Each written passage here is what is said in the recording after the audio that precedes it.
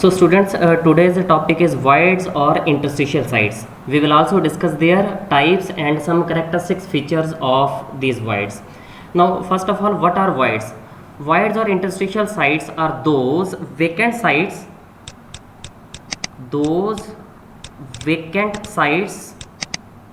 or spaces which remain unoccupied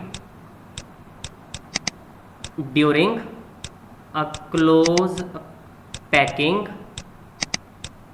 of the constituent particles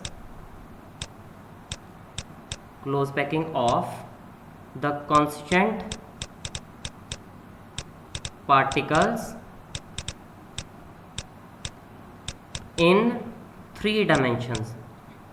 In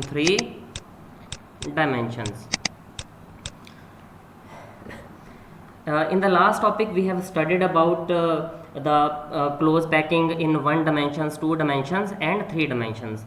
So जो vacant spaces बच जाएंगे which remains unoccupied, they are called voids or interstitial sites. Now these are of two types. These voids are of two types. The first type is tetrahedral voids. They are called tetrahedral voids. सुना अपना word ये tetrahedral voids. Now how these voids are formed and what are their characteristics features?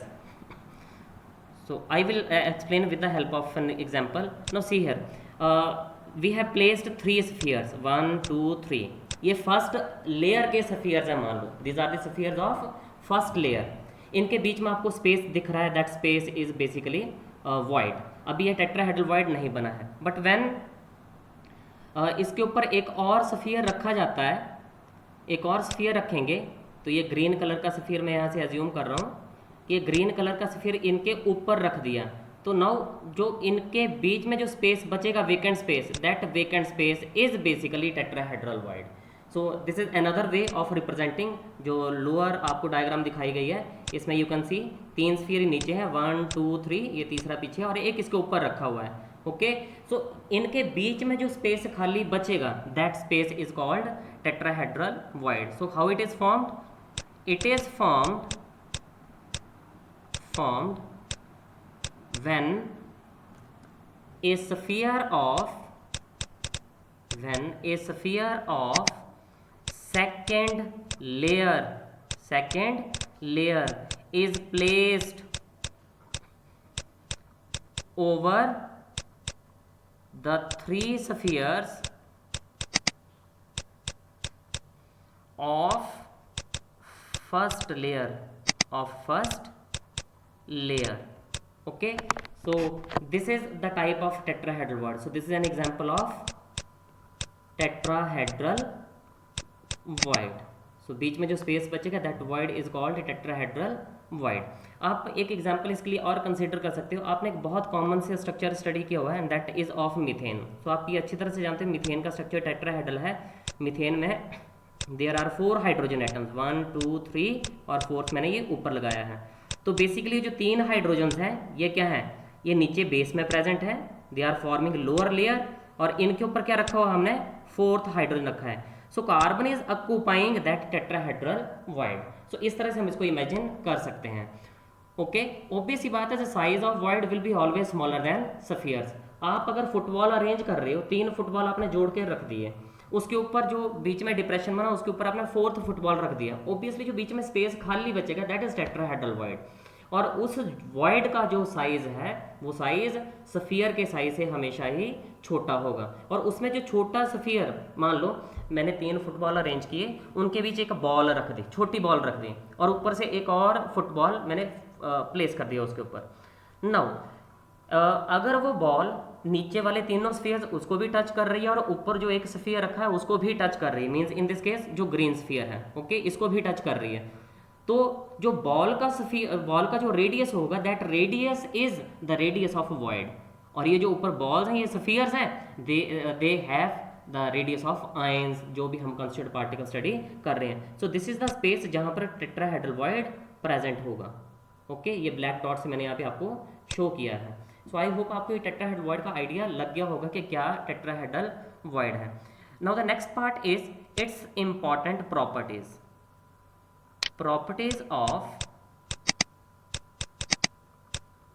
properties of tetrahedral voids. This is very important section, tetrahedral voids की properties. So what are the properties? The first one is greater the size of spheres, more is the size of voids, more is the size of voids। फिर से बता रहा हूँ, आप 3 छोटी balls लो, उसके ऊपर एक 4th बॉल रख दो, जो बीच में स्पेस बचेगा वो छोटा बचेगा। 3 फुटबॉल लो, उनके ऊपर 4th फुटबॉल रख दो, बीच में जो स्पेस होगा बड़ा होगा। मीन्स जैसे जैसे स्फीयर का साइज बड़ा होता जाएगा वैसे वैसे वॉइड का साइज भी इंक्रीज करता जाएगा। दूसरा है, second point is coordination number is equal to 4। आप यहाँ पे देख सकते हो, अगर मैं मीथेन को ही एज मान के चलो कि कार्बन जो है टेट्राहेड्रल वॉइड में प्रेजेंट है और 3 हाइड्रोजन एटम नीचे वाले, ये लोअर लेयर के स्फीयर है और 4th हाइड्रोजन ऊपर वाला जो ऊपर से एक स्फीयर रखा जा रहा है वो है। तो जो कार्बन है that is surrounded by 4 spheres, okay. That's why यहाँ पे क्या मेंशन कर रहे हैं कि जो कोऑर्डिनेशन नंबर है that coordination number is 4, okay. Now the third point, the ratio of radius of the void and the radius of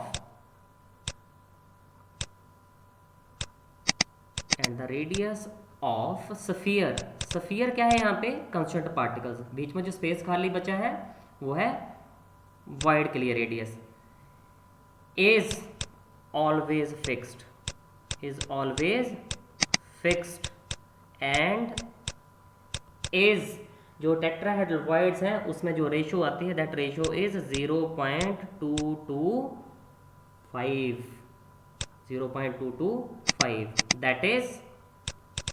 that is R over R is equal to 0.225। here in this case R is जो small r है it is representing a radius of void and capital R is representing a radius of sphere। so ये दो 3 main points थे। एक और point मैं बता रहा हूँ आपको, बट इस पॉइंट की explanation I will give in A separate topic in separate lecture. The fourth point is for every sphere there is formation of 2 tetrahedral voids। So if there are 4 spheres the number of tetrahedral voids will be 8। so number of tetrahedral voids is equal to 2 times the number of spheres। this is very important, this part is really very important। इसके ऊपर आपसे बहुत बार question पूछे जाते हैं। Number of tetrahedral voids is always equal to the 2 times the number of spheres and again I am telling you we will discuss this part in a separate topic. Now the next जो topic है that is we have to calculate this radius ratio for a tetrahedral voids। how this value is coming, this is important। so next topic is calculation of radius ratio। what is radius ratio? it is the ratio of radius of void to the radius of sphere। so this radius ratio can be calculated for tetrahedral voids with the help of a cube। So I have drawn a cube here, and this cube will serve the purpose for the calculation of tetrahedral radius ratio for tetrahedral void. So let I am placing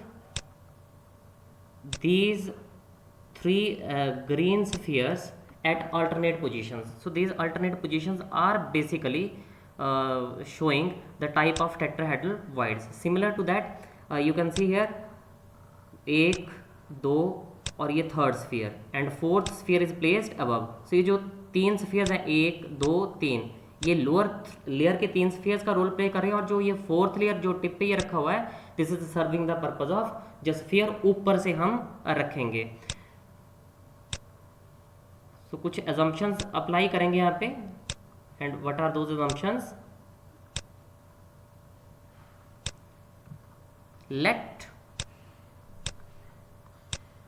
let the radius of void is equal to r.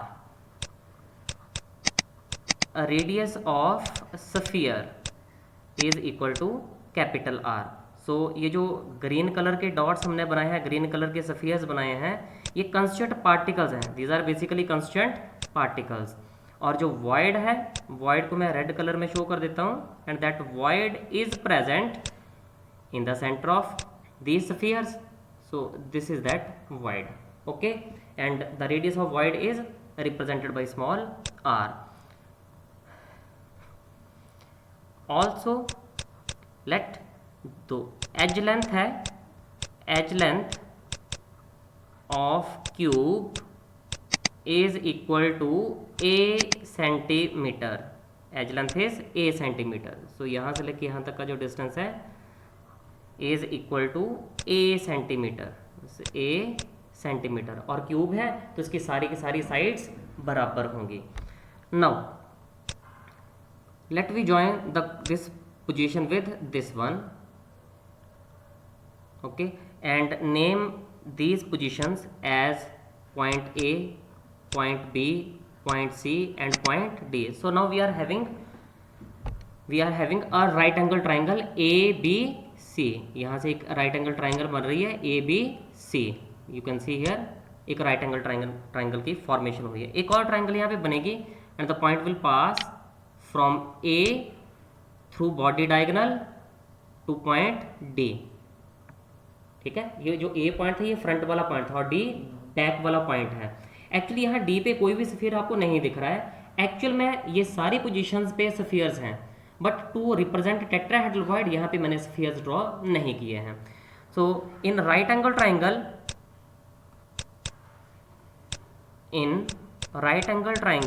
A B C, A C square is equal to A B square plus B C square. And because A B and B C both are at lengths mean sides हैं ये cube की, so this will be A square plus A square and 2a square. So AC square is equal to 2a square and AC is equal to root 2a. So this is point number 1. Also जैसे आपको ये बताया 3 sphere नीचे वाले, 4th sphere इनके ऊपर रखा है, means all these spheres are in contact with each other. If they are in contact with each other, then इनके बीच का जो डिस्टेंस होगा that can be shown as this point. Just wait, let me draw it again. So यहाँ से लेके यहाँ तक का distance. So what is this? This is A and C. ठीक है, point A and C. So यहाँ से also AC is equal to 2R. Capital R, this is the radius of sphere capital R. तो यही बनाया मैंने spheres यहाँ पे. हेंस दिस, ये इक्वेशन नंबर 2 आ गई. हेंस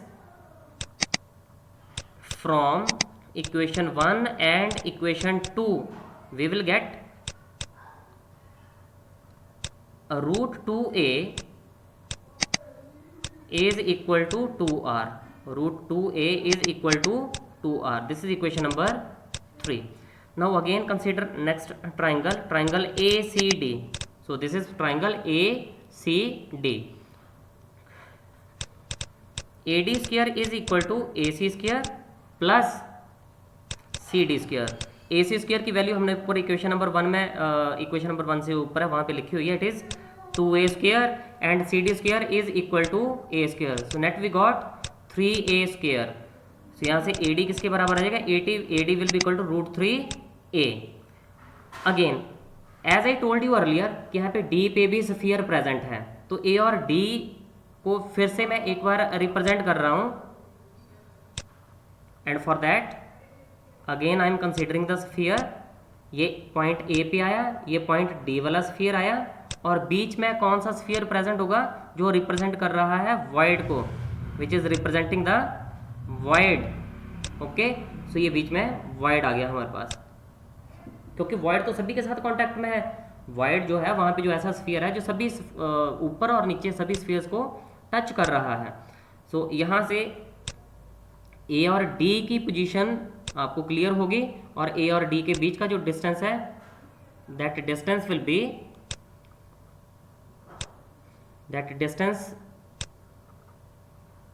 बी ये आर और बीच में ये 2R. So this is the distance between A and D. So also AD is equal to 2R plus 2R. ये ऊपर वाली इक्वेशन नंबर 4 है, ये इक्वेशन नंबर 5 है. तो 4 और 5 दोनों को कंपेयर करेंगे हम. Hence from equation 4 and equation 5, √3A is equal to 2R plus 2R. This is equation number 6. Now dividing equation number 6 by equation number 3. So equation number 6 was √3A is equal to 2R plus 2R, and equation number 3 was √2A was equal to 2R. So in second part 2 is common, so R plus R over 2R. 2R 2 cross हो जाएंगे, so R plus R over R. इसको हम लिख सकते हैं 1 plus R over R.